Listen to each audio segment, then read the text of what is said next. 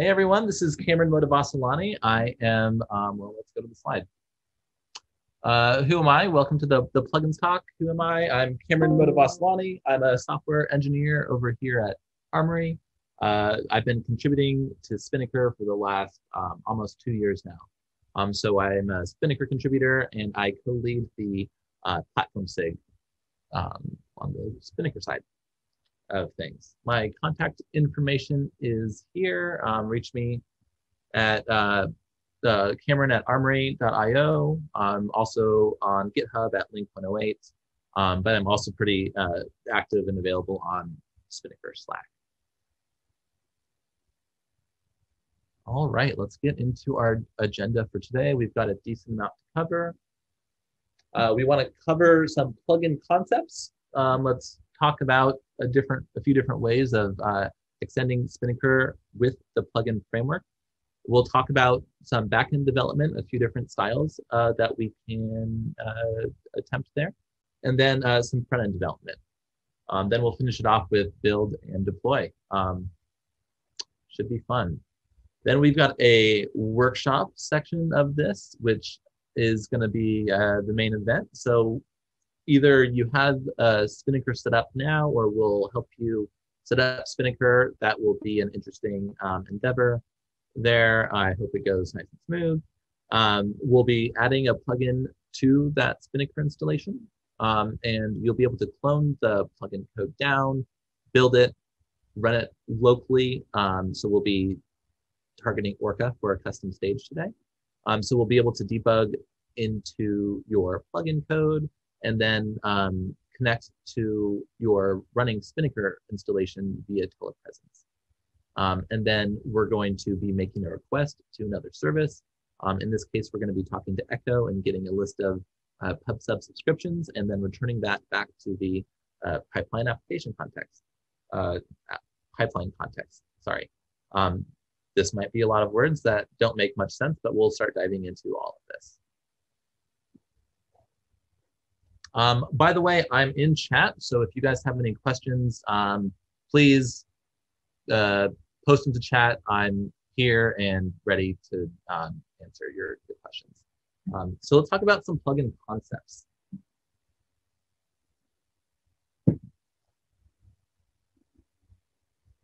Okay, cool. So plugin concepts. We've got a few different concepts up here, and we will be digging into each one of them a little bit. So what's Pfrj? We're talking about plugins. This is a plugin workshop. About a year ago, we added a plugin framework to Spinnaker, and we're using this plugin framework called Pfrj. Let's go check out what it is. This is Pfrj. It is the plugin framework for Java. It's pretty aptly named. It does what it says. So here is it's an open source project.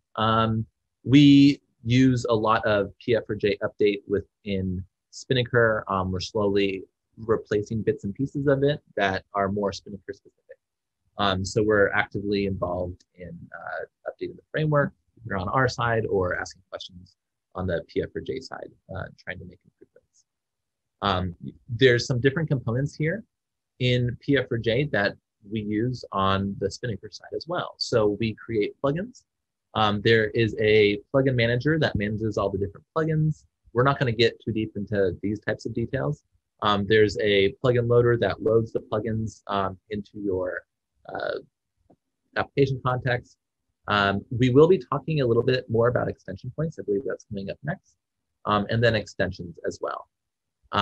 So let's go back. So let's talk about extension points. What is an extension point? So Spinnaker's written in Java, so I believe most of us know Java. And we are, or if you're not familiar with Java, there's this idea of interfaces, right? So you might have an interface for something.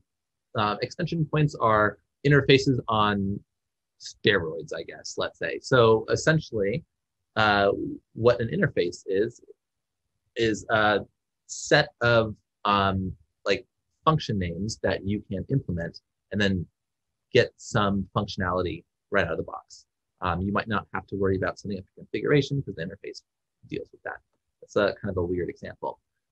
What an extension point is a piece in the code where if you implement the extension point, then your plugin will just work with the rest of Spinnaker.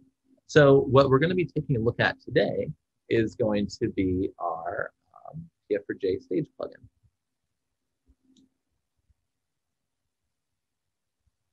The stage plugin, we're going to be looking at Orca today. So if we actually take a look at Orca, and sorry, we will be jumping around a few different places today.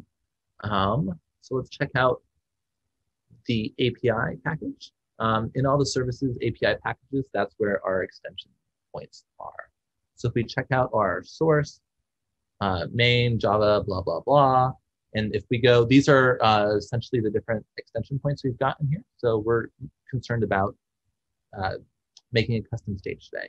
So if we check out our stage definition builder, we can see that it, and let's open it up. We can see that it extends a Spinnaker extension point. Okay, again, we've made some improvements or built some wrappers on top of Pfrj. So while there's a Pfrj extension point, we have our Spinnaker extension point, which is just more custom to Spinnaker itself. So what this means is you can implement Stage Definition Builder as a plugin, and it will get wired up to the rest of Spinnaker and will act as a native stage. So that's pretty cool. That's the whole reason we're writing plugins, is we want to extend Spinnaker to do things that we want to do that it doesn't currently do. So this idea of extension points is pretty powerful because it's like a golden path for hopping on to what Spinnaker already does. Spinnaker manages stages and tasks, and this is a way of looking into that lifecycle. Cool. So an extension is going to be the plugin side of that. So there's this Spinnaker extension point in Stage Definition Builder. And how do we hook into that? Well, if we create a similar, instead of an extension point, we will utilize the extension point with an extension. That's what we're doing here in this class. We've got a plugin wrapper that essentially is, the random wait stage is what inherits from it. And the random wait stage is the stage. It overrides the task graph, which, as we saw here, Stage Definition Builder. Task graph is the method to override if you want to hook in with the stage lifecycle. Cool. Any questions so far? Just a little bit about Telepresence. Yeah, you do need OSX views. We won't be going too deep into Telepresence today, but I can provide a doc that after this that shares a little bit more info on it. Totally. So if you want to utilize an extension point, just extend it in your plugin code, and we'll be going over all of this in more detail. Great. So you have an extension there. How does it get wired in and looked up? Well, we've got this other concept called a plugin, and that's essentially what is the entry point for all of the code that you're writing. So you have to have this plugin class, and you have to inherit from the plugin class, and you can have your own start and stop methods. For myself, I usually use these methods just to log out to show that, hey, this is working, it is getting loaded in, I can be confident in that. But you might want to do some initialization here or whatever. So this is the class that instantiates your plugin, gets it loaded. There's not too much going on here, but in another example later on, we'll be seeing a little bit more about the motivation behind having a plugin class. And then now we're going to talk about a few different personas here. There's a plugin developer, a Spinnaker operator, and a Spinnaker user. So I assuming everyone who is watching this video is either is one of these three. Hopefully you are maybe a Spinnaker operator or a Spinnaker user, and you're coming here to level up into a plugin developer. So a plugin developer is someone who wants to write a plugin and add some functionality and share that with the world. There's a few different ways of extending Spinnaker that maybe we'll touch on later that are more lightweight, but then it's harder to share. I guess let's talk about it now. You can have a pre-configured job stage that you configure in your Spinnaker configs, and you can, it's essentially like a run job. You can give it a container to run, inputs, outputs, and then it'll run your container for you, and great. So why would you want to do a plugin? Well, if you want to update that or share your pre-configured run job stage out with the rest of the world, you're going to have a hard time with that, let's say. There's going to be a lot of manual configuration, and you're not going to be hooked in with the plugin lifecycle, which has many benefits as we're learning over time. And we keep adding to the benefits, let's say, like compatibility and stuff like that. Compatibility tests, etc. Spinnaker operators, they're the ones who are operating Spinnaker, managing the configurations and making sure it runs smoothly. They may or may not be the targets for the plugins that are being created. They'll be adding the plugins to Spinnaker installation, but if it's a custom stage, for instance, the Spinnaker user is going to be the one using it, right? So there's the separation of Spinnaker operator, which is more your typical like DevOps type role, and then you have a Spinnaker user, which is more your application developer, who might be creating pipelines and or just using pipelines that the Spinnaker operator and the DevOps team have like essentially blessed, right? But that's kind of the power with Spinnaker is you can compose your own pipelines and be in control of your destiny. Cool, so Spinnaker users might say, hey, I want to do this thing. I found this plugin, Spinnaker operator, do you mind adding it to our Spinnaker installation for use? Cool. Let's talk about extending Spinnaker a little bit. So there's a few different types of plugins. And a little bit of background here. We've gone from an MVP plugin framework to the V1 plugin framework, and now we're on V2 as of the 123 release, which I believe was Monday. So it's a pretty recent release, and we are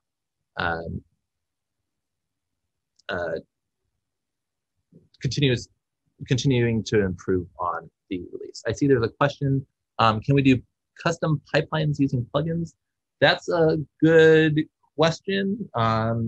My thought with that is you would have stages that you would create. They might be custom stages, they might not be, they might be native stages. Rather than having a custom pipeline, I would probably create a pipeline via code. So have like, what was it? Managed template pipelines, or Armory has a Dingy service that you could use, and it's a way of managing pipelines and templates that you can share and save around, share across your organization. But no, at this time you wouldn't create a whole pipeline per se with a plugin. Yeah, I mean maybe you could. I haven't really thought too much about that. Pipeline configurations are saved in S3 or through Front50. So a plugin maybe you could hook in there and always return an extra pipeline or something.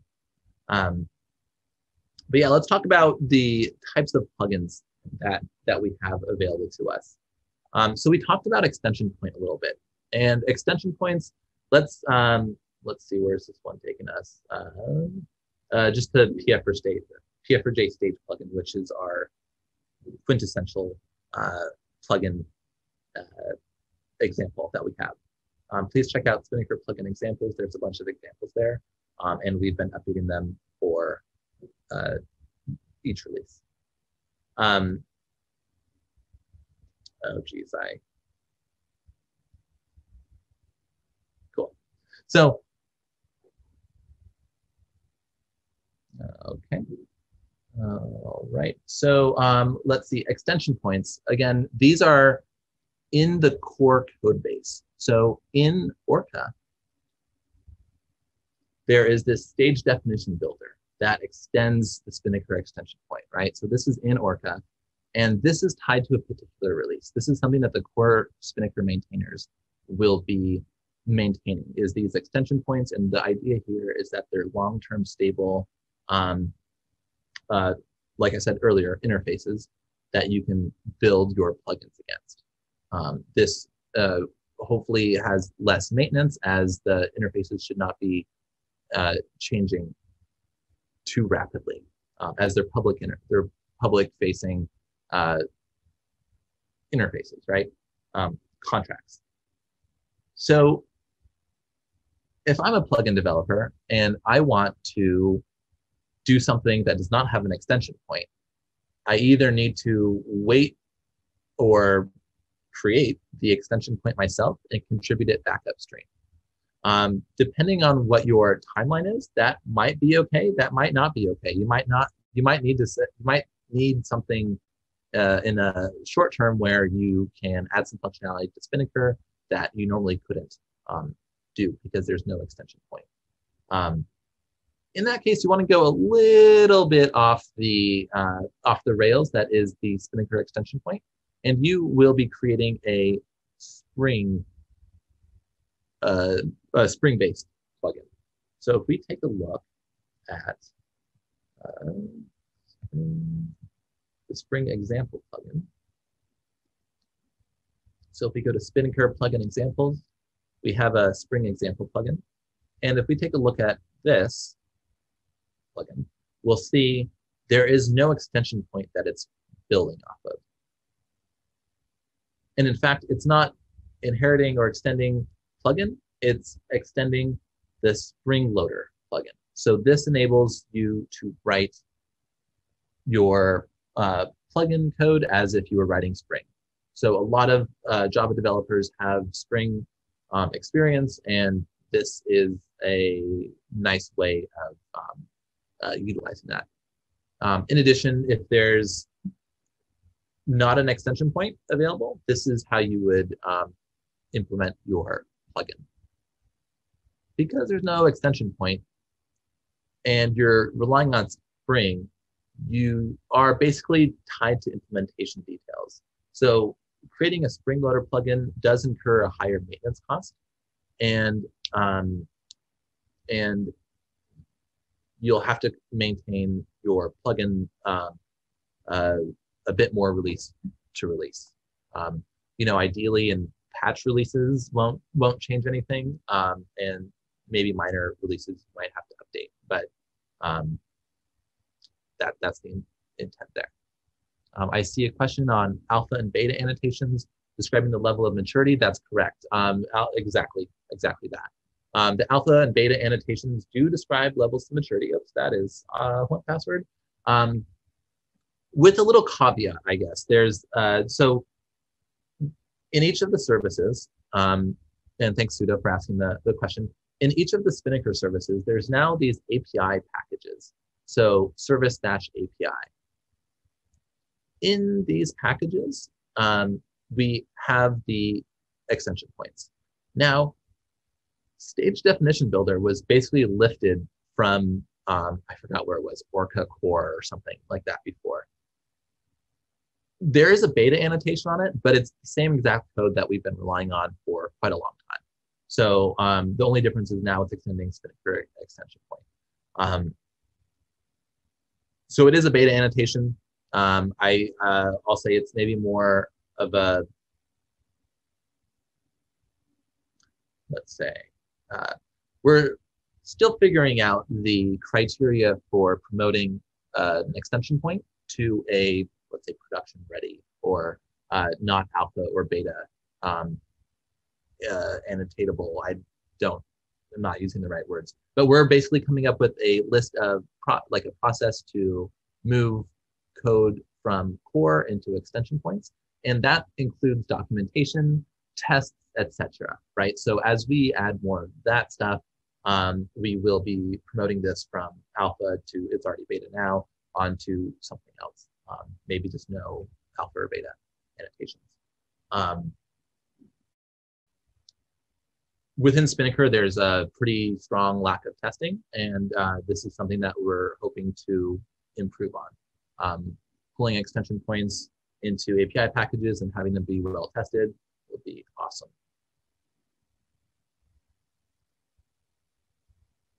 All right, and we were talking about Spring-based plugins just right before that. So one thing to know that's different here about the Spring-based plugin is this package, or this function here. Previously, in the Pfrj stage plugin, where we're based on an extension point, we just had start and stop. In this case, we need to tell Spring to scan the package, that we want it to scan. Otherwise, it won't do that. This normally happens via annotations or just scanning the packages that are there. But we have to be a little bit more explicit and tell Spring to scan our packages. So here are the packages that we've got. And we can see in like properties, we can use cool annotations like configuration properties, just like you would with Spring. So this was not as friendly, let's say, in V1, and now this has become a little bit more friendly and easier to use. Okay, my internet is just extremely slow right now. But in the configuration, there is a configuration annotation. Here we go. Right, so the configuration annotation and enable configuration properties. So all these things that you're used to doing with Spring, you're able to do with a Spring Loader plugin. This is kind of an interesting method here. Maybe we'll talk about it a little bit later, but we have this exposed to app annotation, and this essentially is promoting this bean and promoting it to the main application context. And this is because it's overriding another service.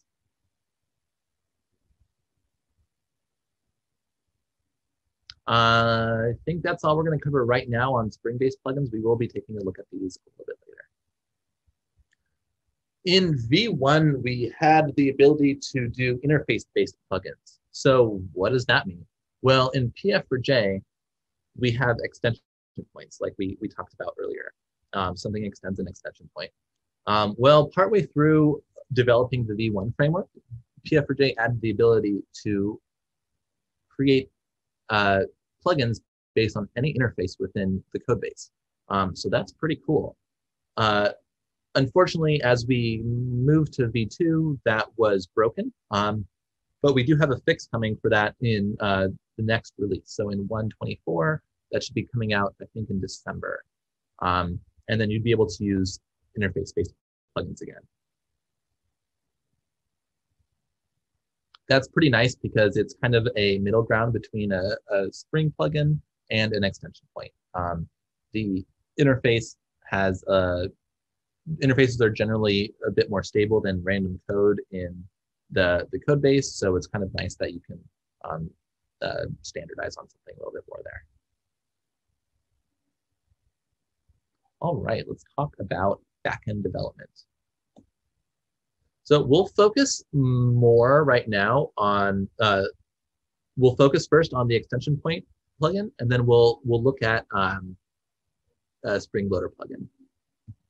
So I have a link that I will be, I'll share the slides to Slack, but for now, we have this random weight plugin. It's the Pfrj stage plugin.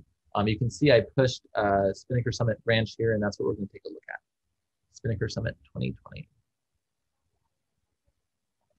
I'll probably make this into its own plugin at some point, and then upload it to the Spinnaker plugin examples. I did not get to quite finish this example, as you guys can see, but I think it's a pretty cool and useful example for testing out both extension points,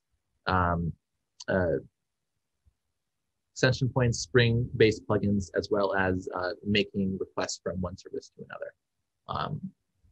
Cool. So, and then returning it all back to the pipeline execution. So let's talk about the stage definition builder. So stage definition builder, what does it do? You're defining the stage. So in this example, we are making a random wait stage. All this does is it takes a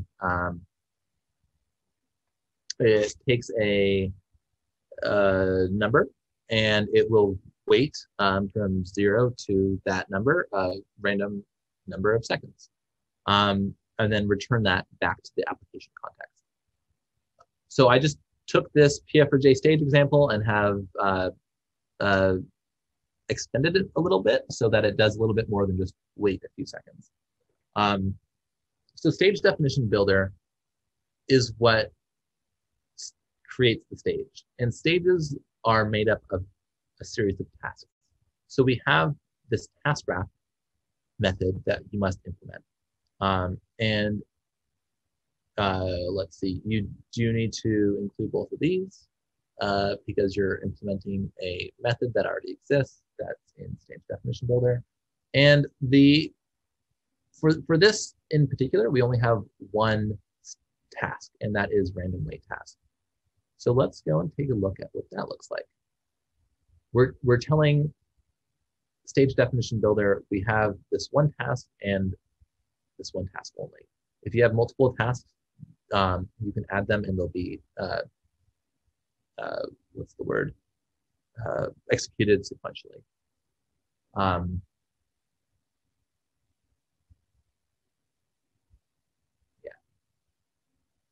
Right. Yeah. And let's take a look at the task itself. The task is what does the actual work. All right, here we are. So in the task, it's got an extension annotation.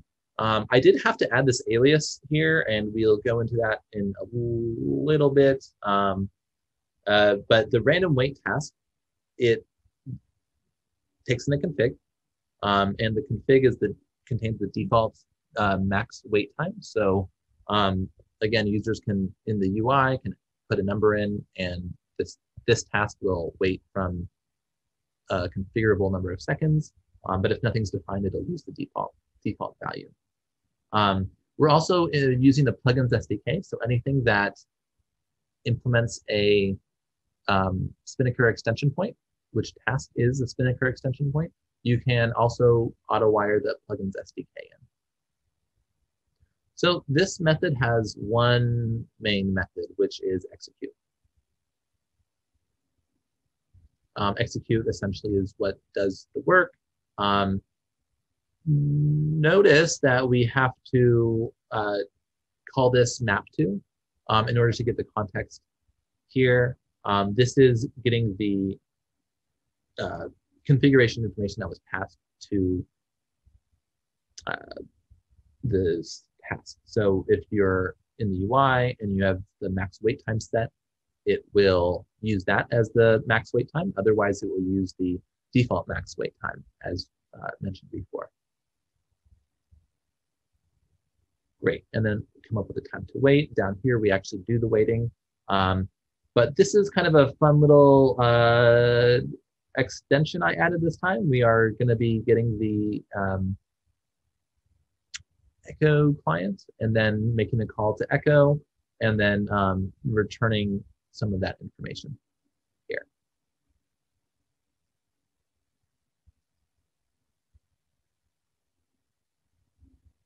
Cool. So that's quite a bit more detail than I think I was planning on covering at first. But let's get into a random weight plugin.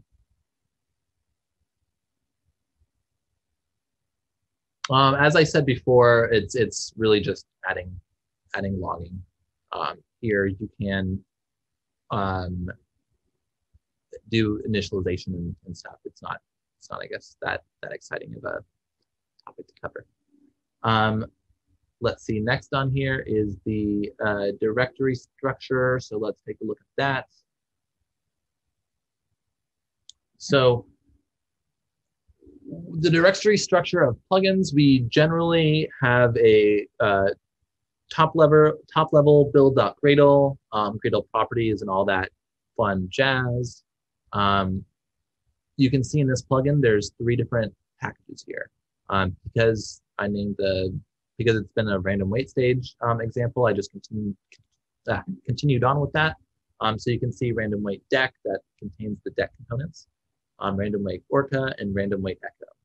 So what this is showing is each of these packages affects one service in particular. So all the code that goes on Orca is in the Orca package, and it has its own Gradle file. This is a pullover from the Spinnaker services where we have all the Gradle files named as the package. I don't think it's completely necessary. Cool, we can take a look at this plugin right now. The source compatibility is, we're targeting 1.8. Services are moving to Java 11, so this will be just 11 in the future. But right now we have this here for some backwards compatibility. Most of this is pretty generic Gradle stuff. We are using Kotlin in these plugins, so you're going to see a little bit of Kotlin and cap stuff, I guess. Forgot what that is. But one thing to note here is this Spinnaker plugin stanza. We give it the name, the plugin class, so we point to the actual plugin class itself.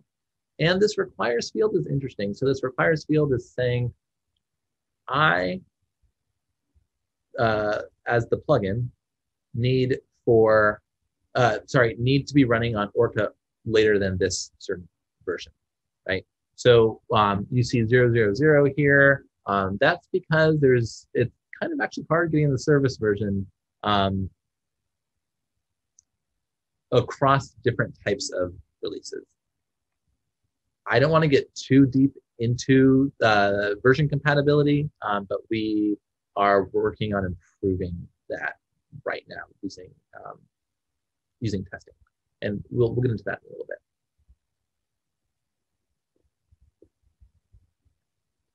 Why does this directory structure matter? Well, when we build the project, as we'll see in a little bit, we will have different files essentially for different services. So this code will, in the end, get loaded onto a service prior to starting up, and then get loaded in as it starts up. Cool. So if we look at the stage class,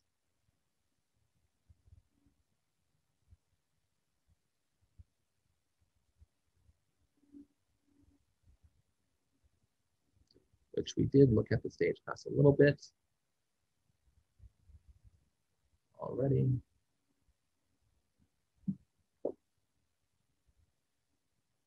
So we kind of already went over the stage class here. We are in early stages of plugin development. There's been some challenges, and most of the challenges do come around with versioning. We do have a couple different versioning schemes in the Spinnaker community that we are working on finding compatibility between those. So once that's solved, we'll have quite a bit better of a foundation, let's say, to build on. Not that it's not solid, we need to be able to convert different types of versions to each other to say, hey, we've actually tested this plugin against this version of Spinnaker, and we know it'll work. we want to have solid guarantees around that. And right now we can do that, but it's a little hard with, there's open source versions, there's Netflix versions, and then Armory, we have our own versions as well. So there's all these different versions coming around. How can we help during this hackathon? That's a great question. Let's chat later about that, because that would be fun. I think just exercising the plugin framework and using it would be a pretty great thing. We had some plugins developed at the last Spinnaker Gardening Days event, and either improving on those or creating your own plugins would be great. Because we had a question here, let's go and check out get Spinnaker issues. I would recommend, if you take a look at Spinnaker issues, if you maybe check out stage, there's probably going to be a bunch of stages that people either want created or like different stages people want created. So I would totally take a look at maybe creating a stage that someone's asking for in the issues. I think at one point I saw a fail stage request or something, and that might be kind of a cool, simple plugin to create, is just creating a stage that fails all the time. Yeah. Cool. All right, yeah, let's take a look at the task.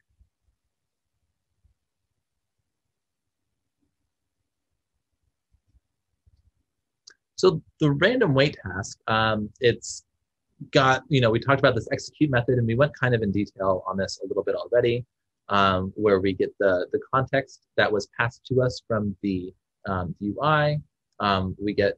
We figure out the time to wait, we do the wait, we use the SDK. So let's actually talk about this SDK real quick.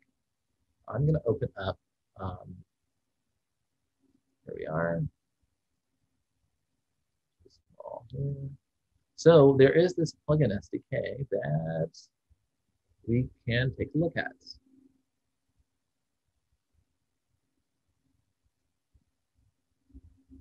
So this plugins SDK, again, you can, it's got a good doc string up here, but any extension point, you can auto-wire the plugin SDK in. So that's what I did here in the random wait task. Random wait task, it inherits from task, which if we take a look, task extends again Spinnaker extension point. So we are able to pull in the plugins SDK for free. It's pretty great. If we take a look at it, there's a few different things that, yeah, I'm glad there's a couple people in here. There's a few things that this provides for us. There's this HTTP client live registry, YAML resource loader, and I'm not actually entirely sure what the third service is. It's something for serialization, deserialization.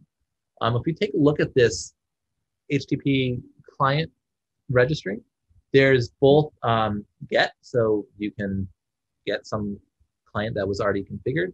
I think you can get retrofit and stuff now, or you can also get a client that will talk to an internal service. And that's what I wanted to show off today, is how to do that. So that's what we're doing here, is we get the plugin SDK, we get the HTTP client registries, and we call this method get internal service, and we just pass it echo. Don't have to worry about like spin-echo or anything. I can just pass echo, and it gives me an echo client.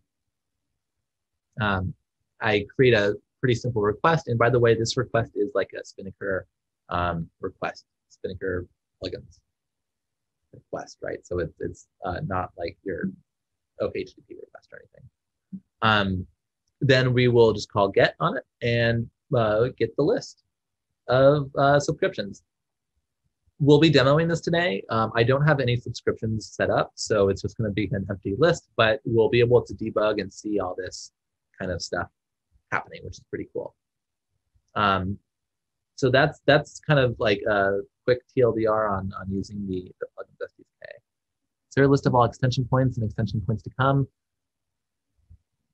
I believe the list is out of date. I think we had one online, but we should be improving that soon. There's a few right now. Stages, I believe notification types, and I think custom spell expressions. Extension points to come, that's also a really good question. We, part of it's motivated by the, let's see, extension points will be built by us as well as the community, and that'll probably be based on like how much desire is there to extend a certain piece of functionality. For instance, I think pub/sub might be a pretty good target in the future, like being able to add a different pub/sub target via plugin. There's kind of two different tracks that plugins and the plugin framework enables us to go with Spinnaker.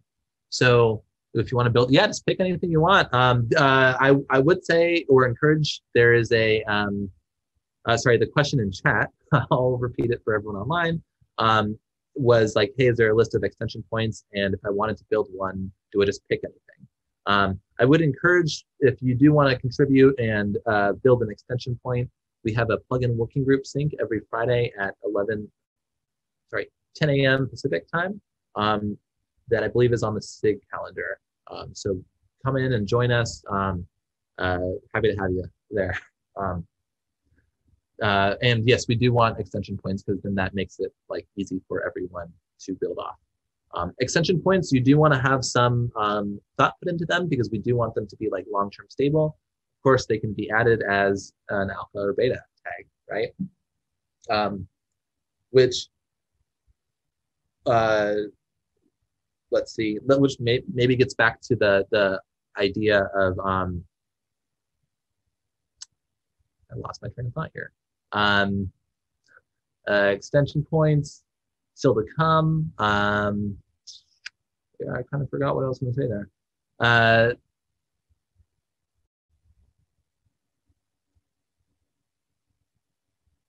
Let's see. If you do want to create a plugin, though, especially during Spinnaker gardening days, we do have Spinnaker Plugins. So there's two repos that I can link in chat. We've got a Spinnaker Plugins repo, and then there's an organization, Spinnaker-Plugins. And this is a very new organization. This is, oh, check it out. There's two plugins here. I did not know that. Before it was just one. So Spinnaker Plugins is an organization that when you have a plugin ready to use, that maybe you want to host it in your own org, or maybe you want to host it in your own username, or maybe you want to donate it to the community and have the community, well, it's not community owned and managed, it's community owned, but the maintainers are still the maintainers. The community does not, or SIG leads don't have ownership or maintenance responsibilities on plugins that are created. It's all, okay, so this one's not actually used, it looks like. This one, account registration, yeah, this one actually has a bunch of stuff in it and is useful. So code could be uploaded here to Spinnaker Plugins. Now we'll talk a little bit about how plugins are discovered, and that is going to be this repo, Spinnaker/plugins. So we'll have basically two different repos that you can use, a community managed one. As you see, there's nothing in there right now, and same with official, there's also nothing in there right now. Eventually, these plugins will make their way into these repositories here. I hope that was not too much of a side tangent, but let's continue on. So here at the end, so again, we're back here in the task. We have the response from Echo for our subscription list. We have the time we actually waited in seconds, the time to wait. And what we're going to do with that is tell our pipeline execution about it. And here we are. Here we've got this outputs and context. There's not super strong conventions around this, but I think we're moving to have a little bit stronger of conventions around what context and outputs actually mean. I mentioned earlier that sometimes stages have multiple tasks in them. And the idea with context is a map of information to share between different tasks, and outputs is something that you would like to share with the pipeline execution as a whole. So in this case, well, we did not need echo, but if we had another task, it might be nice to tell the other task how long we said we were going to wait for as our max wait time. And then for our outputs telling the pipeline execution, we want to tell them like, oh yeah, we actually waited this long. And by the way, the subscription list for PubSub is this list. Cool. This has been changed recently. If anyone had checked out my previous talk, this is a very different plugin than it was before. So previously it was based on Simple Stage, which was an extension point that that did a lot of this stuff for you. It had some nice improvements to the stage definition builder. With stage definition builder, there's no concept of like strong typing here, right? For like inputs, outputs, and the context. So with the simple stage, it was a little bit nicer. You could kind of have strongly defined inputs and outputs. And the idea that one thing we would like to do is provide kind of another interface, a wrapper on top of stage definition builder that provides those quality of life improvements. Let's see. With stage definition builder, with simple stage, it was quite simple. There was nothing much you can do with it besides run some code and get the results. With stage definition builder, you have the power of all the stages essentially, or you have extra powers available to you. You can have your stage implement not just stage definition builder, but cancelable stage. And then now your stage can actually be cancelable as well. You don't have to write the logic for that. It just gets hooked in with the rest of the lifecycle.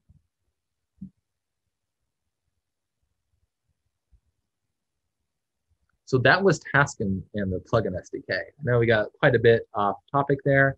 I did want to call out the input, context, and output because that's what I was just mentioning. Those are not as strongly typed now with the stage definition builder, where previously it was maybe a bit more strongly typed.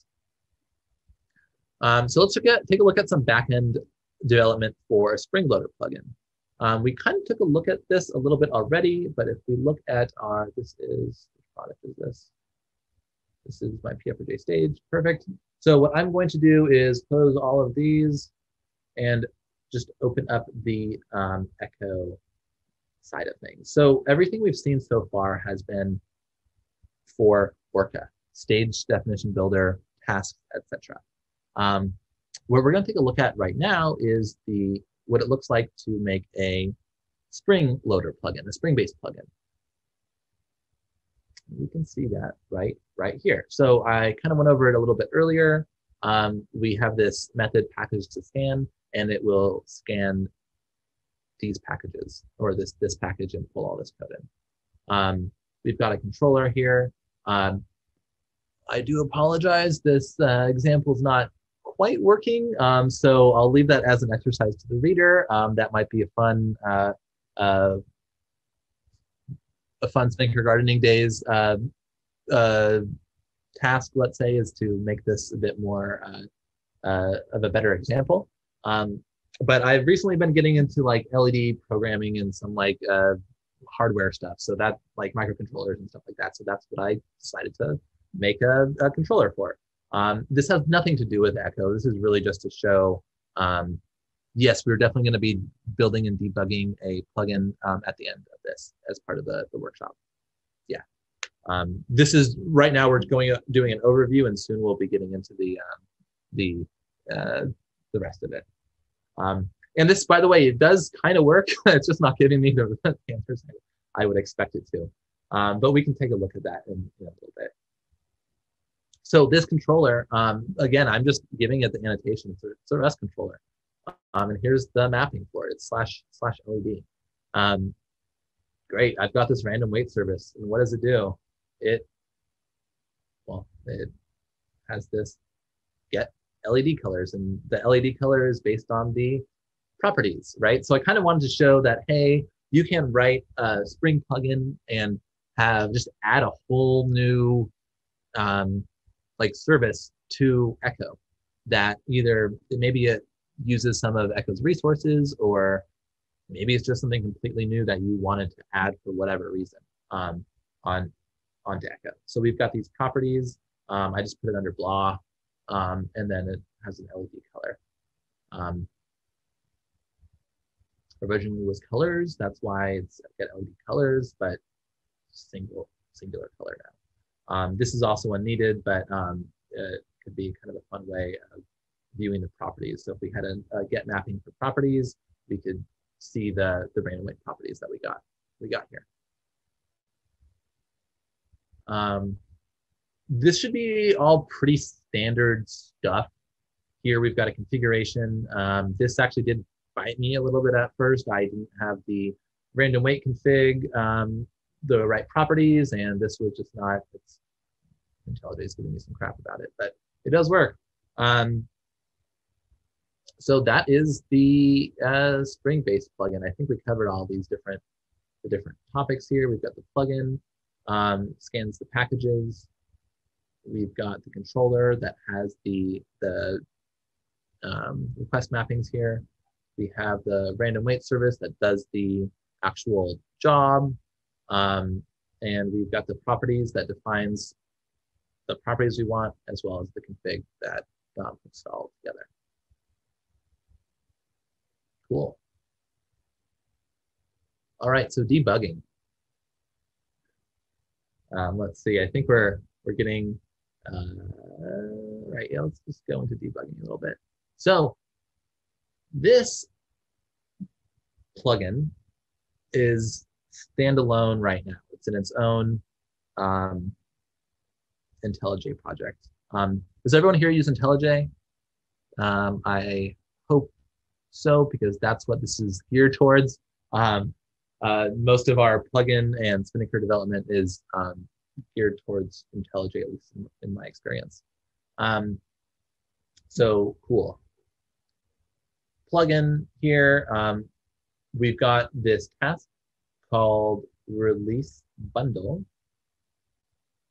So I guess I should probably talk about the build Gradle.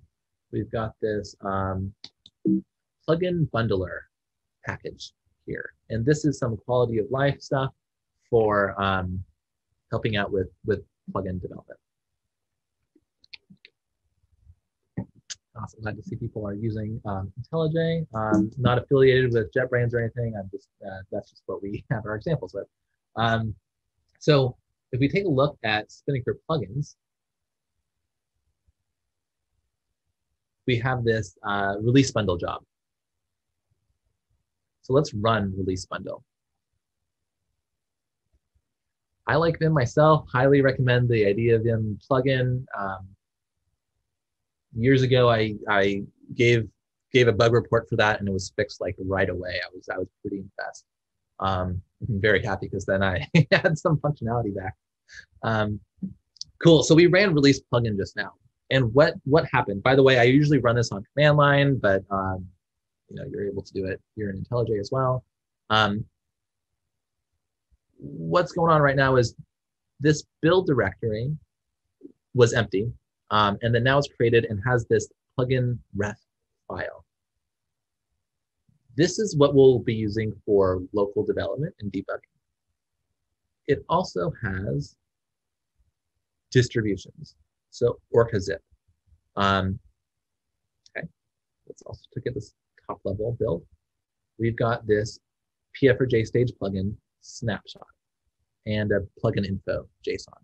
This is a lot we're going to cover right now, I guess. So let's just get to it. Each package has its own. Remember, I was talking about the directory structure earlier. That's partially, I mean, this is one of the reasons for that. The output of this release bundle is essentially a zip of zips. So this zip up here, let's see, can I just like double click it? Probably not. Okay, I'm just gonna leave that be. But this zip is a zip of the zips from each of these individual build directories. So build, distribution, these zip files, there's 3 different zips comprised in this top level zip.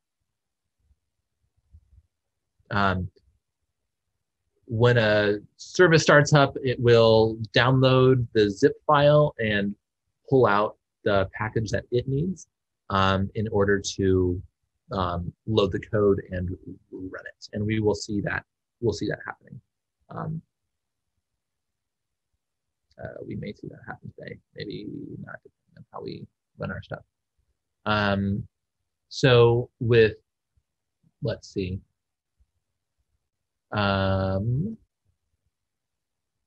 In each of these packages, we also have this plugin ref file.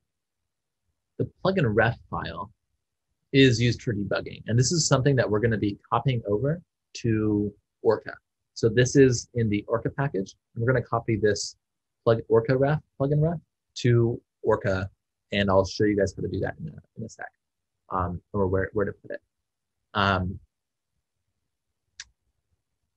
see, in this top level distributions as well, there's this plugin info.json. So let's take a look at what that is.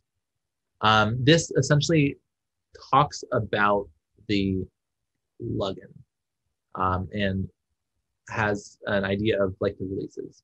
So if we take a look at the an example repository.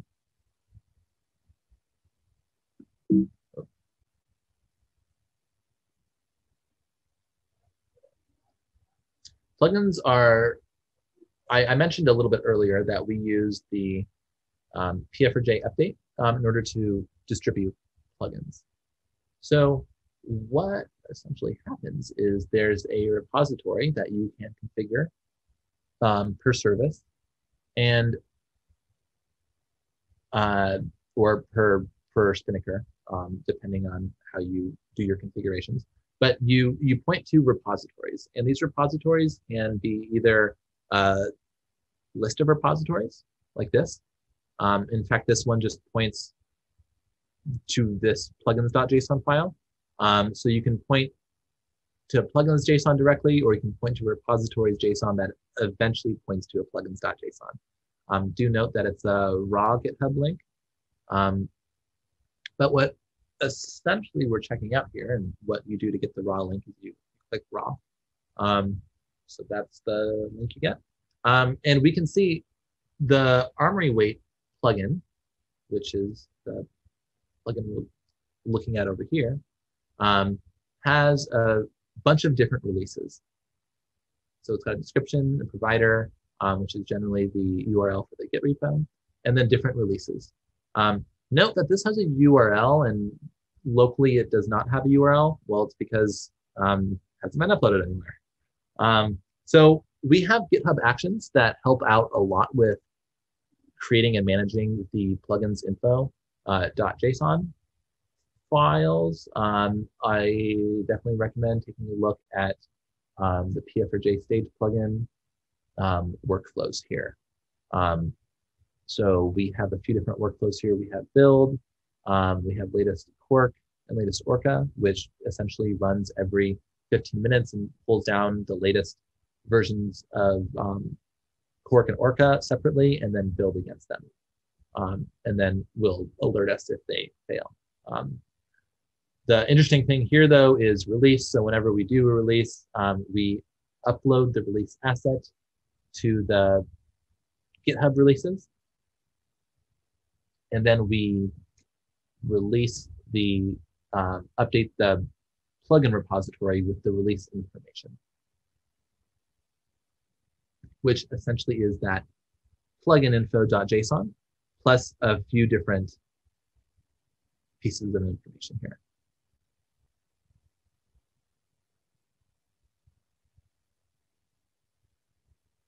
Okay, so that's like quite a lot to cover. I'm happy to help get people started with that, either in the workshop or afterwards. Just hit me up on any of those channels I mentioned earlier. Cool. So the plugin info JSON, we're not going to use that at all today. We are going to be using this Orca plugin ref, as well as, I mean, might as well try it out, the Echo plugin ref as well.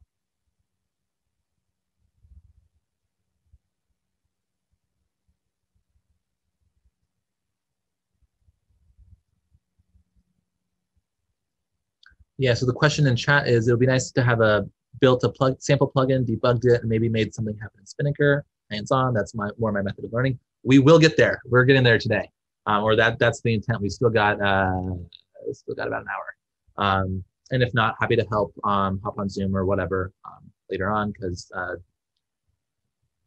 I want more plugins around. So cool. Sweet. So let's go into how we do this actually. I've already done this, so I'm just going to show the steps that I have done. But let's go through it. So we ran this release bundle script within our plugin project. I'm just going to go over to the terminal real quick. I'm in the top left over here. Let me know if it's too small. I'm happy to increase the font size.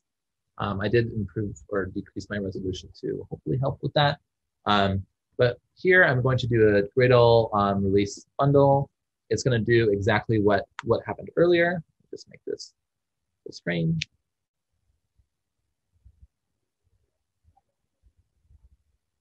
And you can see I'm in Git repos, Spinnaker plugin examples, Pfrj stage plugin. So I ran this earlier, but I'm going to copy my random weight Orca build armory random weight plugin, the plugin ref file, and I'm copying it to my Git repos, Spinnaker Orca plugins. So in my Spinnaker project, my Orca project, I have this plugins directory defined here at the top level, and I've got that same ref file here. So I'm going to run this, copy it over. Nothing should have changed here. It's still pointing at the same jars and everything. Cool. So that's running release and copying the service ref to the plugins directory. Let's now talk about adding the plugin project to Orca. So here I am in Orca, the Orca project. And on the Gradle side, I'm going to hit the plus.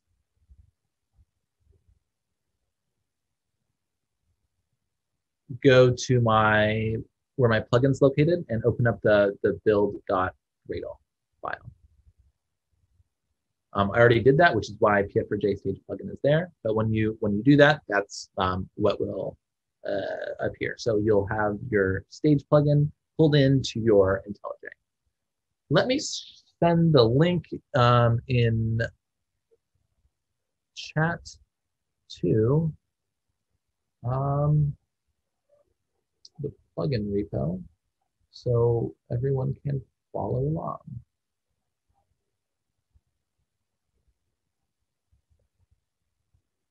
And this, again, is Spinnaker Summit 2020. So I'll post this in chat. Please feel free to, I'm going to post this into Spinnaker or Summit-Plugins-Workshop in open source as well, which I will link here too. Cool. So if you clone this repo and then check out this branch and build it with the Gradle W release plugin, you will have this output here.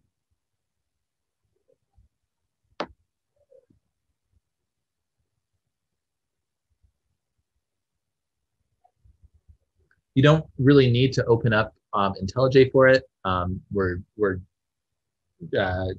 basically just going to get the ref file over, and in fact, I'm just going to close this guy because within the Orca project, I now have, because I added it to Gradle, on the Gradle tab, it appears here on the left side for me in IntelliJ.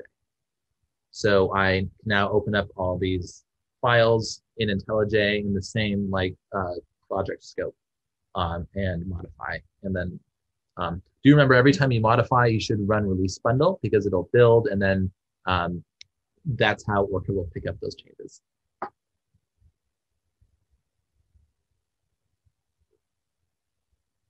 Cool. So let's close some of these files. And let's see. So we added it to the other project. Now we want to run from main. So let's do this. I've set this up already, but we'll do it again. So a lot of the times I run via Gradle. So I've got a bunch of these like Orca web run. Great, it just runs it, right? But in order to build with the release bundle. Release bundle. Let me spell that correctly. It would just be awesome to misspell it and type it in chat, huh? We can do this. Copy and paste for the win. All right. So here, let's go to application, and we're going to want to create another application. Run configuration, and this will be Spinnaker Summit plugin development. Cool. So here, I'm going to choose in for my main class. In Orca, we're going to go to Orca Web down here at the bottom. One thing to note with Orca, I have the release 123X branch checked out. This is the most recent release, and it might be a few commits behind master, but if you want to build a plugin, you generally target a particular release for it. Well, plugin framework v2 came with release 123, hence my using the release 123 branch. So here, we're going to choose the main class in Orca Web, source, main, Groovy, not Groovy, I think it is in Groovy. Here, we want main. And we're going to hit OK. The VM options here, I'm just going to copy them from here in the Pfrj stage plugin. We have these instructions here. So it helps a lot. Run the release Gradle or release bundle, copy the plugin ref file in the build to the project submodule. Great. Well, mine's top level, I guess. Link the project by using the plus in the Gradle tab. Configure it the same way as before, but we want to add a new run configuration with this VM option. Let's copy this VM option. And that's going to come here in VM options. Cool. The module here, the module is going to be Echo Web main.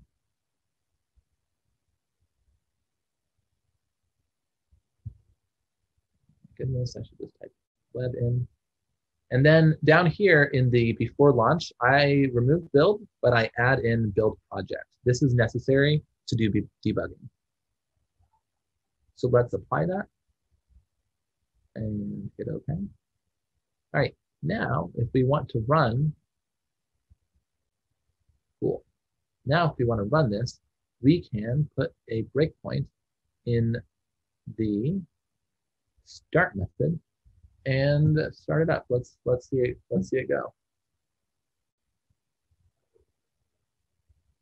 Okay, sorry, I'm just checking to see if Telepresence or whatever was running.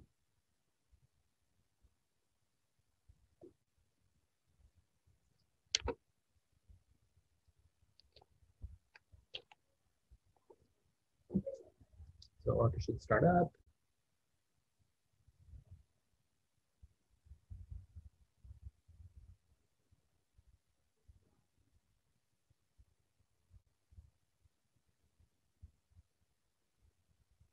And now what we're looking to do here is really get a breakpoint here in start. So this is running Orca running locally, not talking to any Spinnaker installation or anything. It's just Orca running.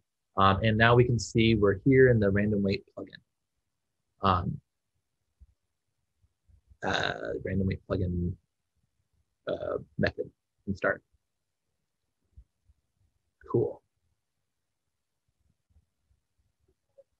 That's what I wanted to show you guys with this section. So let's go on to front-end development. Just as a quick peek here, we've got front-end development, build, deploy, and the workshop itself. We're kind of like, I don't want to spend too much time on this stuff, so we'll try to go a little bit faster here, because I would like to make sure you guys can actually try to release a plugin today, or do the end-to-end. So front-end development, let's just take a look at the plugin itself. So in deck, let's see which we want to talk about. I'm going to close both of these guys. Rollup config, package JSON, and the random wait stage. So random wait stage, rollup config, and the package. Yeah, so package JSON is your dependencies and stuff, right, for NPM and all that jazz. So that's if you're doing front-end coding, this stuff should be pretty standard. Your rollup config essentially takes your helps build all your stuff together. I am not a front-end developer myself, so I'm probably not the best one to be explaining or discussing this, but we got it working. So the random wait stage is kind of actually the most interesting part of the front-end part of the project. So we have defined a random wait stage here, and essentially what we're doing, it's part of this stage type config. This all gets hooked up, wired up, and registered with a stage registry. This contains the key. This key needs to match, actually it does need to match in Orca. In the random wait plugin, there is a, random wait, stage definition builder has a get name. Maybe it does not anymore. It used to have a get name method that would associate the name of the stage with the stage itself. I think this is done automatically now based on the class name. Strips out stage in lowercase is the first letter, if I recall. I haven't touched that in a bit, though. It has a description, and then a component, which is the stage config. So when you are configuring the stage in the UI, which we will take a look at, this is how you do it. You're essentially, this is pretty React. Like you just return a div with all the necessary components in it. We're mostly concerned with this, the max wait time. It's got a cute little label and some help fields. This is the input for when we make a request to the backend, this is how it gets sent over. Execution details section. So this is when you're running a pipeline in the UI. There's these execution details, both for the stage as well as for a task itself. And then there's a validate function to ensure your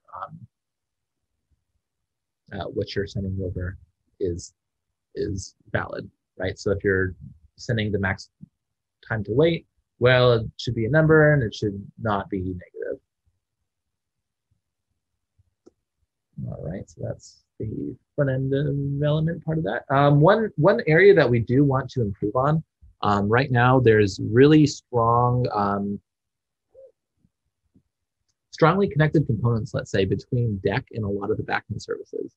So what you just saw here is, right, if we wanted to have a front end for Deck in the configuration, we have to do this. Why? Why can't there be an endpoint on Orca that has this kind of information and then we just render it on Deck? So if you are looking for fun side projects, or maybe not side projects, this would be a huge benefit to like the community in general. We started to do this with notification types, if I recall, where rather than having a hard-coded list in Deck, so when you want to change the add a new notification type, you have to go to Echo and Deck.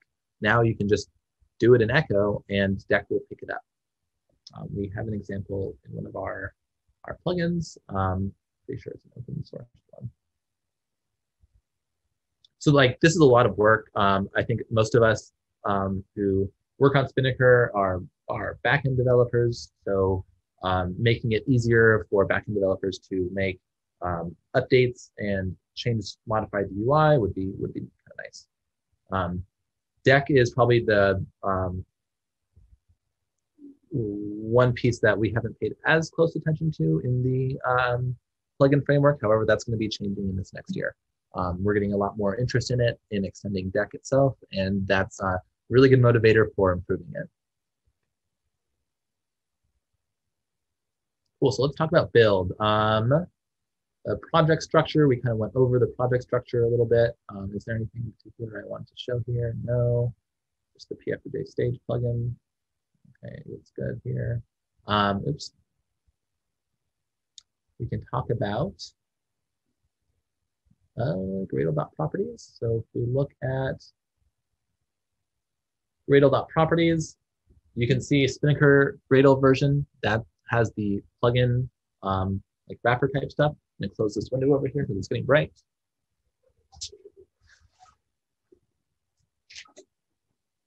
All right. There's the Pfrj version, which honestly doesn't change often. There's a Quark, Orca, and Echo version, as well as a Kotlin version. So Kotlin is very similar to the Pfrj version. We don't change it too often. With Quark, Orca, and Echo, those are updated with the build, the GitHub Actions I mentioned earlier.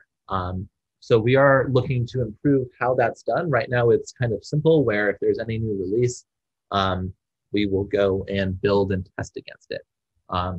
What we want to do in the future is kind of respect the state of the world a little bit more, where there are these big bang releases, like 123 just came out. So we are wanting to move into having a release branch format for plugins as well, where, hey, if there's a 123 release, you should have a release 123x branch, and that branch's dependencies are kept up to date. It doesn't quite make sense to just keep getting the latest for everything, because you can have a little bit of mismatch there. So we talk about settings.gradle a little bit. This is something that has bit me a few times. This includes here. Don't forget to include the different packages that you're creating.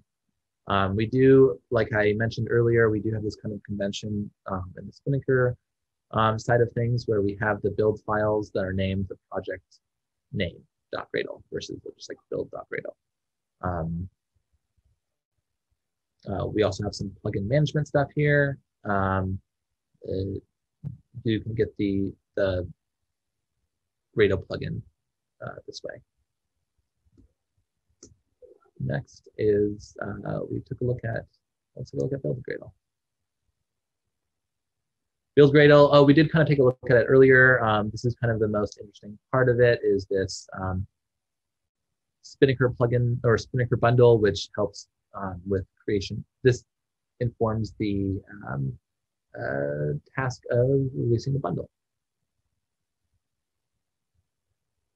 Here you can see we're actually saying, hey, like if it's not deck, if it's not deck, make sure we have spotless rules on it for like code clarity and all that jazz. Okay, Orca Gradle. Let's take a look at that. This is, I mean, very similar, right, to kind of what we just looked at. Spinnaker plugin is that same thing there. What is this? YAML. Okay, I'm just gonna ignore that for now. All right, GitHub Actions. Let's take a look at that.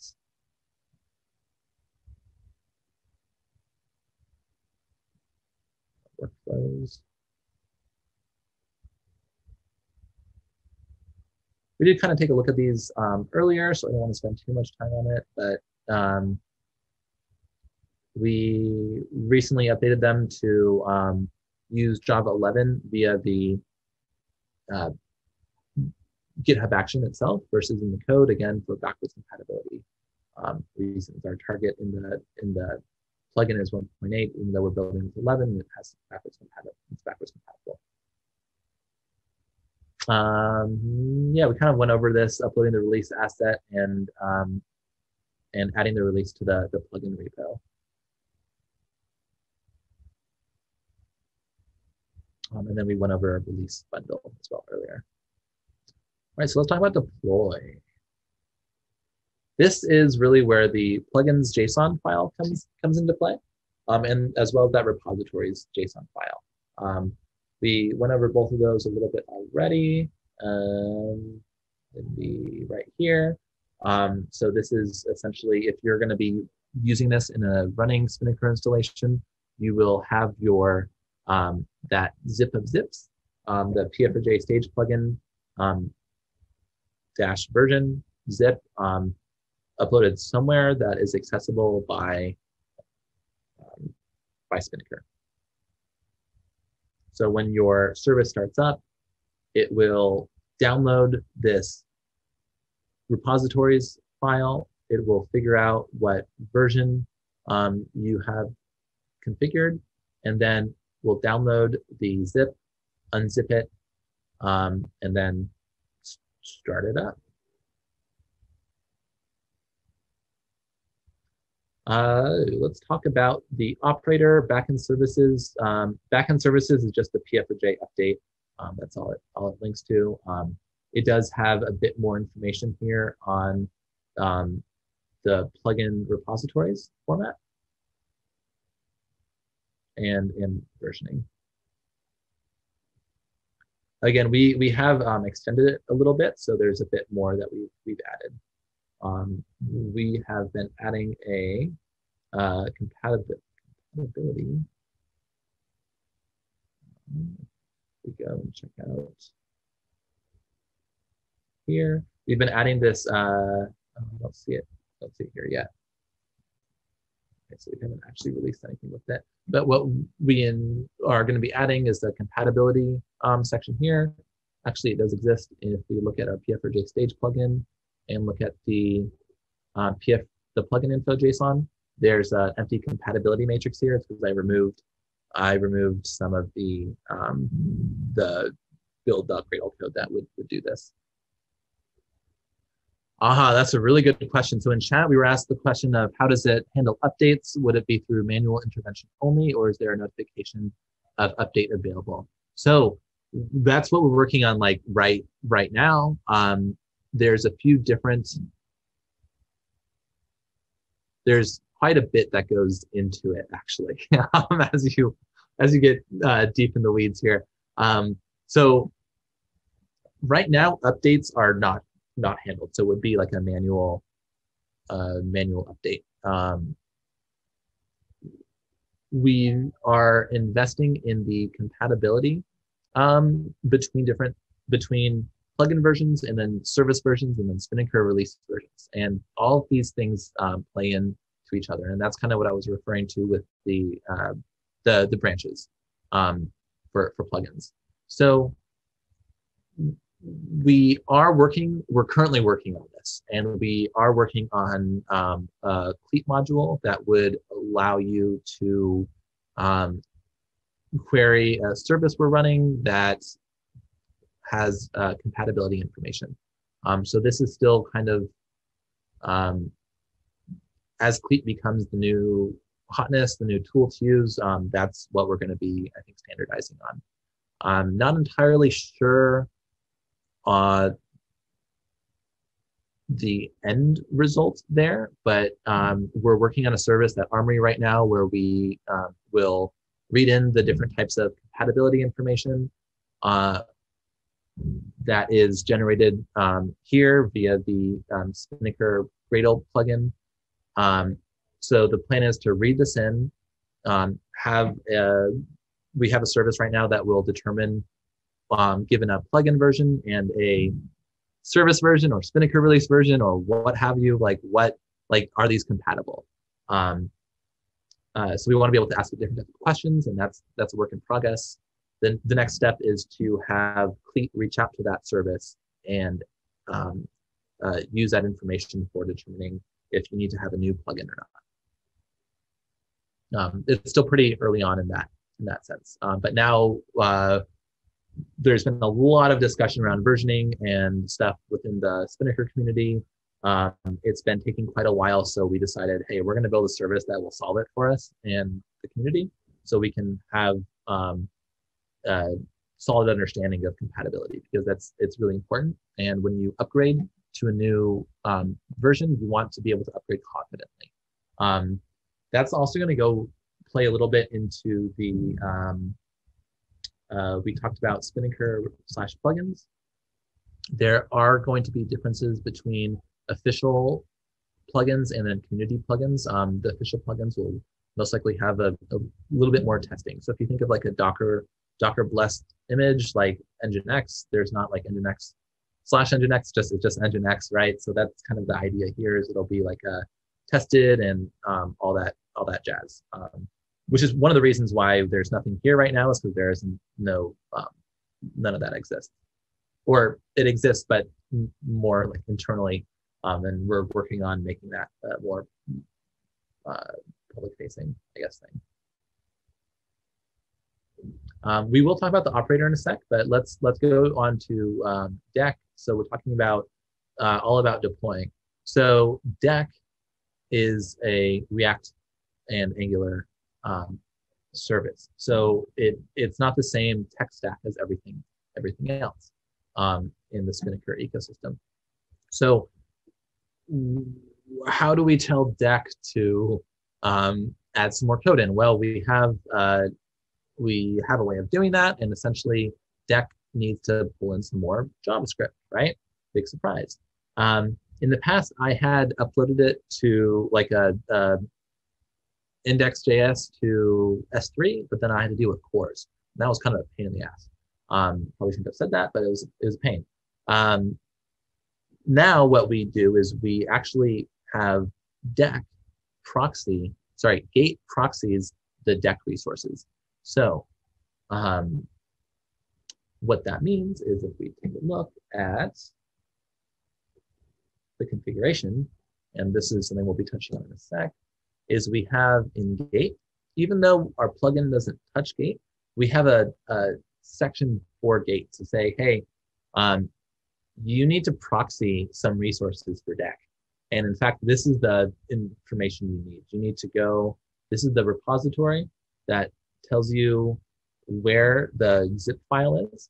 And this is the plugins you need to look up in that repository. You need to look up the Armory random weight plugin, look up version 1.1.14, download that zip and then put it in the right place for Deck to consume. This gets around cores. This also makes it so that Deck is just talking to Gate. It's nice, simple, easy, and it works.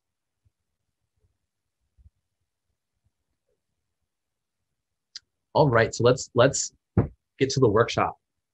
So there is a Summit Plugins workshop in Spinnaker Slack, and so I would recommend joining that channel. We want to make sure that everyone has access to Spinnaker. Did anyone, I guess there's 2 of you guys at least in chat. Do you guys have Spinnaker set up via the operator? Did anyone join the new contributor workshop in, I believe, yesterday's session or Tuesday's session? I'm going to link this in both of these chats here. But here's this new Spinnaker contribution walkthrough thing. We're not going to go through this right now. It maybe should have gone through this a little bit earlier, but this is kind of a prerequisite for some of for this workshop essentially. Cool. So let's see. Don't have Telepresence. That's okay. Telepresence, yeah, won't be able to follow along as closely, but okay. And then Miniker set up Docker desktop. Okay, cool, sweet. So what we're doing here, we're doing a couple different things. Is we have this Spinnaker contributor workshop, and then we have this Spinnaker service to use. Let's see, what's a good way of doing this? Does anybody need a Spinnaker installation in AWS? Because I am more than happy to create one for you, give you a kubeconfig file that you have control over, a namespace. Let me know if you guys do need that. But essentially what we've done is Fernando has, on the Armory team, he's created some quality of life stuff to quickly get up and running with Spinnaker using the operator. And we use this we have this Spinnaker customized patches repository that I highly recommend checking out.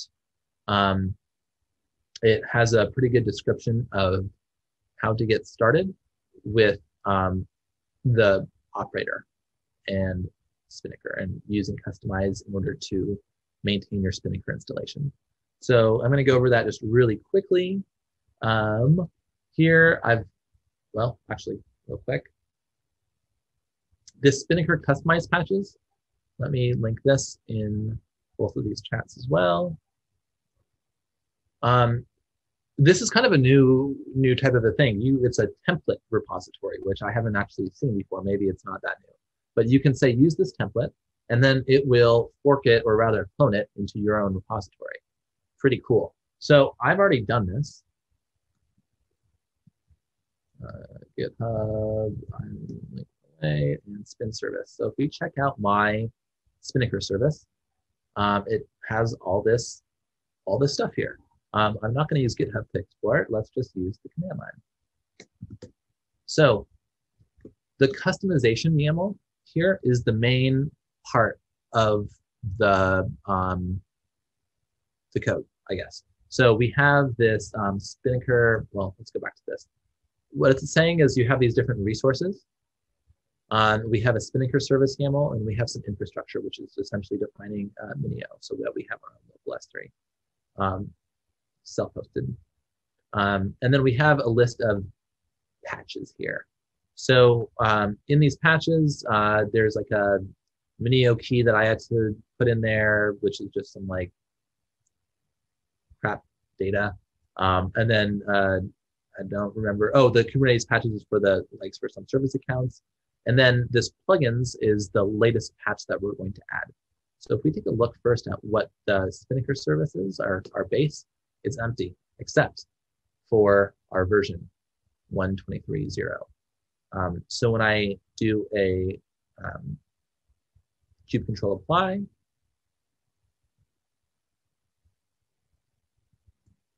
I can specify the kubeconfig file that I have set up. This is one of the ones set up from Fernando as well.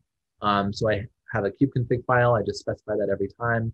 I specify my namespace as well, but I don't think you have to because the kubeconfig file actually contains the default namespace. I'm running, oh, this is kube control, by the way. Oh, cool, you guys went through that yesterday, sweet. Just to finish it off though, apply -k instead of -f because to customize, you just give it this directory. So since you guys went through this yesterday, let's take a look at what we're doing here. We have a patch plugin, and I call it patch plugin wait. And here, what I'm doing is we have in the Spinnaker config, this will go in and, oops, update Spinnaker config. So it will say, hey, I'm going to look at Spinnaker config profiles, and anywhere I see a like Orca or Gate or Echo, we're going to add these values here. So Spinnaker config profiles, it's kind of like a stack, right? So Gate in the earlier definition was an empty map, and now we actually are giving it configuration to add. Again, Gate, I had created a release of this earlier, so actually quite a while ago. So 1.1.14 is the version to use with DEC. And again, remember, Gate is proxying that to DEC. So we have this plugins JSON repository defined here. Because I'm going to be showing you guys how to use telepresence and debugging, the configuration is a little bit different for Orca and Echo. We might take a look at Echo today. I don't actually think we'll have time, but we'll kind of go over what we're trying to do here. So Orca has the plugin configuration here. With version 2 of the plugin framework, there is no longer an extension list here, which is a huge quality of life thing. It used to be, oops, line 30. It used to be like my extension name, and then config, something like this, and then default max wait time. You know, it used to be something like this. Big quality of life improvement. We don't need to know about extensions anymore. We can just get rid of that and have all the configurations under the config key. Because we're not going to be downloading this plugin from a repository, we're going to leave the repositories list off. Same with the version. We're going to be running it based on that plugin ref file. That's going to be used to tie in our plugin binaries with Orca. So I've already applied these patches to my Spinnaker installation. So down here. So if I do an apply again, nothing should change. Oh my gosh, something changed. Something was configured. Echo was configured. Great. I mean, that should probably be fine. I think I just removed the repositories from Echo, if I recall, which is totally fine. Great, let's go. So we made the template from the patches. And, oh no, what's going on? So we wanted to add the plugins from to our Spinnaker installation via that patch file. And now we're really kind of ready to go. So Spinnaker is up and running here. In this pane here, it's kind of a small pane, but what I'm going to be doing is doing these port forward commands. And let me just copy these commands and post them in chat.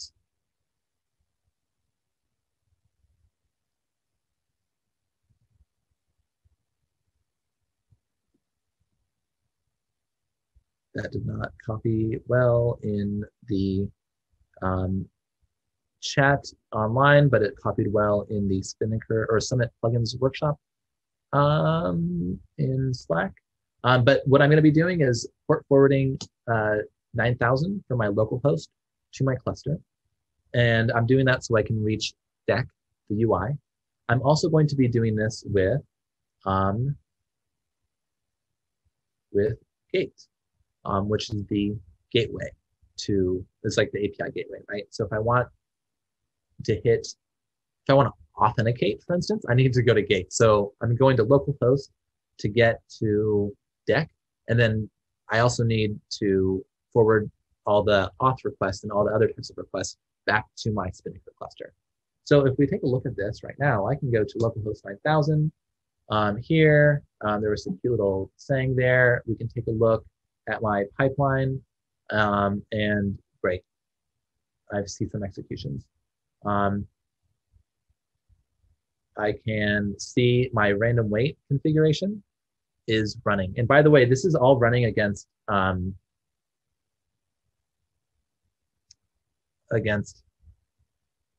not my Orca locally. This is like Orca in Kubernetes. So I can add a stage here. We can say random wait. We can see this cool pop-up, max wait time. Can't be negative, and then like 3. Okay. I'm not going to save this change. We're just going to go back. It's okay. We can see here we have some execution history. Whatever. We'll take a look at that in a sec. I would be surprised if this works because there's no stage or anything here in Echo. I do have a plugin configured, but it's going to fail because it didn't have any, didn't actually have any code because I removed the repositories there. It's a good call. Thanks for that. Let me edit the message in, what's it called? Slack real quick. Garden.yaml.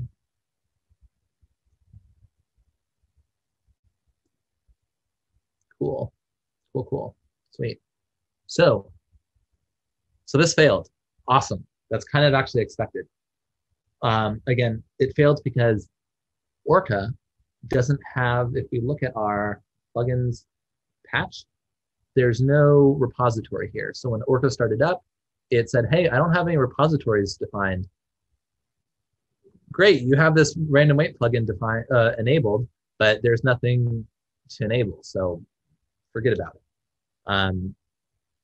So what we're going to do is run this telepresence command. I'm specifying my kubeconfig here, and I'm calling telepresence swap deployment, and let me just copy this into Slack as well, and I'll update this as this too. But I'm saying swap deployment spin Orca, and I'm giving it a telepresence file. This does not have to exist. So let's run that. Let's post this here. Oh, it needs my password.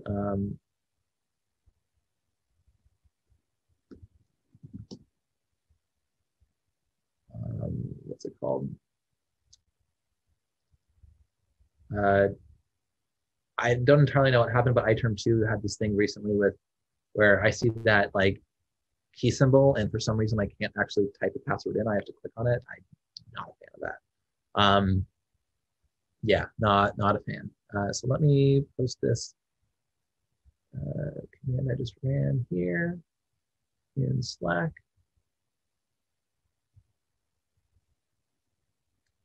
And we'll just say this is gardening.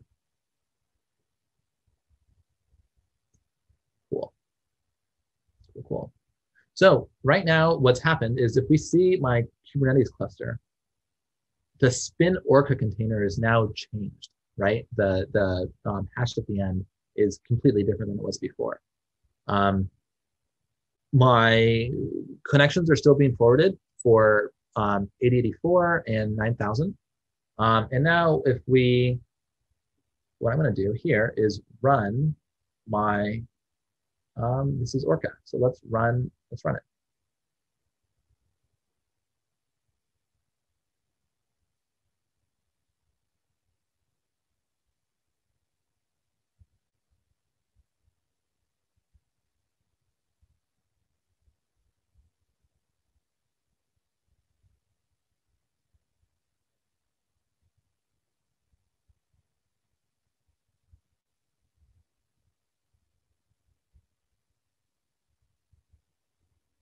Always exciting, waiting for services to start.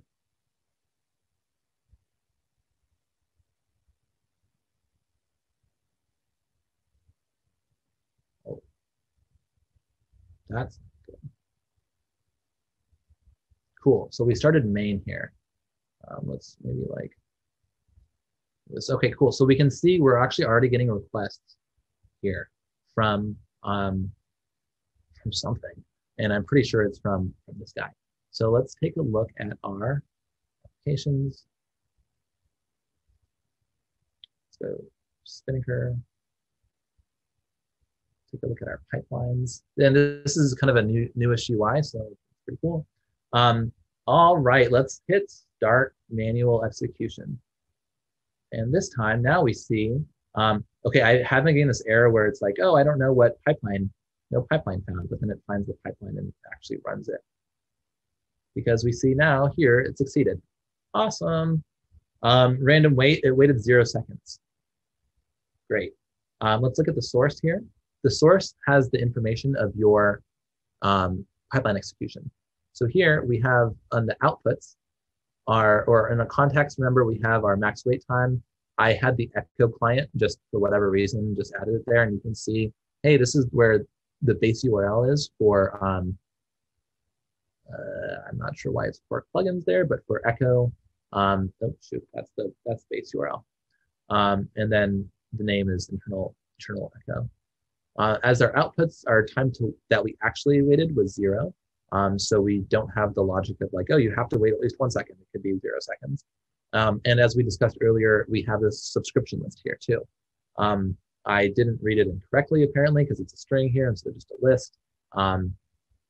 Do with that what you will. Great. That's cool and all, but we're not actually debugged in here. So let's stop this and let's run it with debug mode. Cool. So I'm going to open up in my Pfrj stage plugin the random wait Orca, and let's go to main. Let's go to our task because this is what we're going to actually be. This is what does the work, right? So let's put a breakpoint in here after we get the subscription list back from Echo. No worries. Please, yeah, please hit me up in the future, Justin. We're almost done with the workshop, so it's and almost that time too. So it's good timing.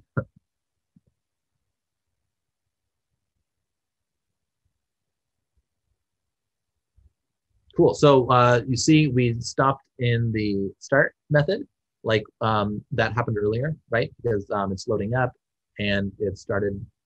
So it did start.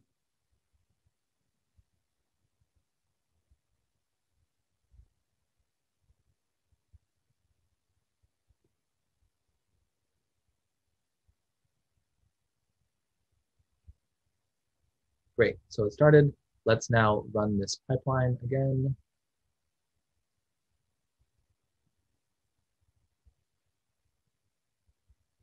You can see some motion happening down here, and check it out. We are in our we're in the random wait task, and we're debugged into here. So this is actually a response we got. So Echo, here's our Echo client. Here's our request, and here's our response, right? So our response body, it has, it's just an empty list, right? Size is 0. Subscription list, oh, see, okay, oh, it's 0, size 0, and it's an empty list there. That's kind of funny. Cool. So that's kind of that. Like we have a way right now to hit hit Echo from from our plugin.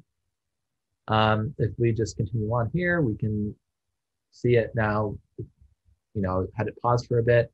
We can now see it took 55 seconds, but it waited 0 seconds again. Is there a bug? Is it always just waiting 0 seconds? But now we can see here again the outputs here. So that's pretty cool. What I was hoping to show today that I did not get to was the same happening with echo. So ideally, this could have been LED/colors.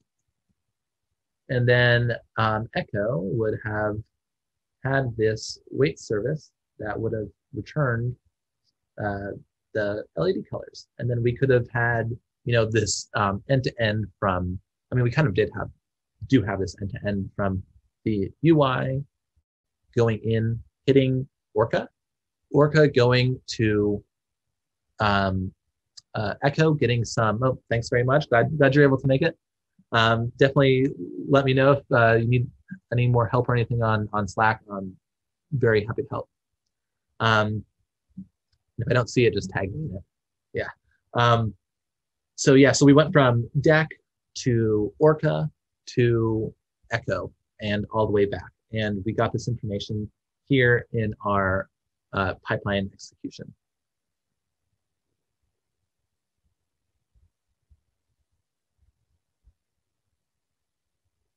And that's basically the workshop. So if you're interested in helping or learning out more, join us in Slack in the plugins channel. I'm also obviously going to the I didn't make it today, but I attend the Platforms SIG regularly, and we have some discussion there as well on more like maybe more broad initiatives. Yeah, tag me if you guys want any help, and always happy to help take a look at how people want to extend and enhance Spinnaker. Sweet.